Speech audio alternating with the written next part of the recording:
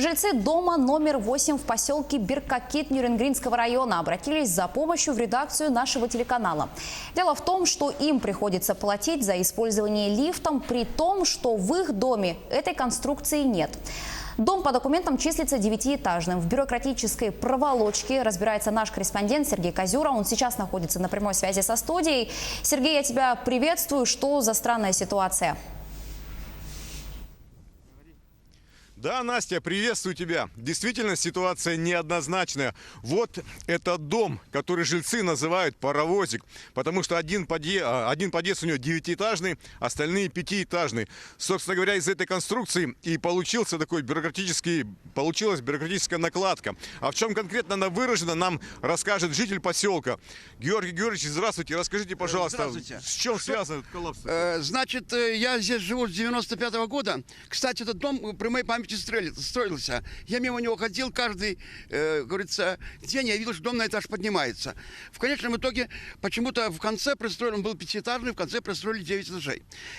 Я не знаю почему, но самое интересное другое. Вначале все было нормально, пока не поставили лифты в 9-этажном здании.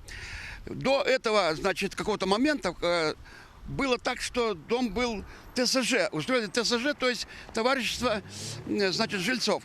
Но через некоторое время он перешел под управляющую компанию. И вот до того, как он был в ТСЖ, значит, никто не знал, что там есть лифт или нет, потому что с него, как говорится, плату с жильцов не брали. Но как только он перешел, значит, в компанию, с подъезда 5-этажных жильцов стали брать, значит, плату. Плату за лифты, да, комуслуги. Но самое интересное, комуслуга не предоставляется, а за нее приходится людям платить.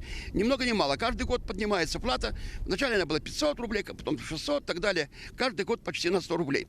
В настоящее время средняя плата составляет более, там, у кого-то больше, у кого-то меньше, 800 рублей в месяц.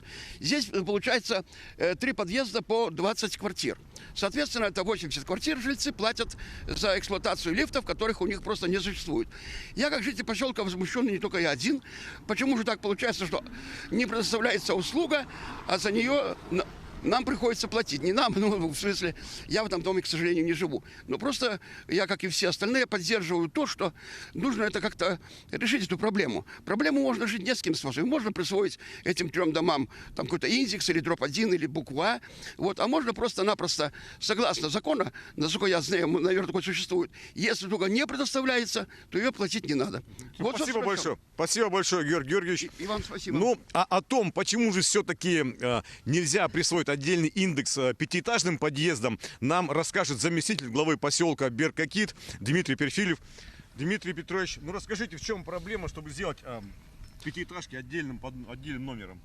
По данной ситуации, конечно, вопрос неоднозначный. Уже 2 года мы поднимали данный вопрос и на отчетах правительства, и полностью на всех собраниях, и писали в фонд капитального ремонта. Получается, что изначально, когда планировали строительство этого дома, не предусматривали, что когда-то будет происходить разделение и будет взиматься плата за лифт, там, как отдельно для жильцов именно 9-этажной постройки и отдельно там 5-этажные, которые не адаптированы под лифты. Поэтому сложность идет именно конструктивная, так как фундамент тут находится единый для всей конструкции, и инженерные сети также находятся единые для всей конструкции. Для того, чтобы сейчас произвести это разделение, это большой фронт работы нужно произвести. Это новое проектирование, новое решение того, чтобы отдельно разделить как по инженерным сетям, все дело это касается теплоснабжения, энергоснабжения. Вот. И тогда после этого может быть и возможно присвоить данный индекс. Также еще и сложность может возникнуть из-за того, что, опять же, отдельные земельные участки будут выводиться под каждый дом. Плюс для жильцов это тоже сложность, так как придется вносить запись в паспорт о том, что теперь они проживают не по адресу Башарина 8, а по адресу Башарина 8.1, например, и 8.2. Вот. Например, наше предложение как от жителей, как от администрации, предлагаем, чтобы фонд капитального ремонта просто пересмотрел о том, чтобы не начислять плату за использование лифтов в 3 подъезда, которые 5-этажной пристройки. Вот, а начислять плату только для жильцов, которые проживают именно в 9-этажной пристройке. Ну, данный вопрос пока решается. Спасибо большое, Дмитрий Петрович. Ну что, будем надеяться, что этот паровозик рано или поздно тронется с мертвой точки. Мы будем следить за этой ситуацией. Ну, а у нас все. Настя.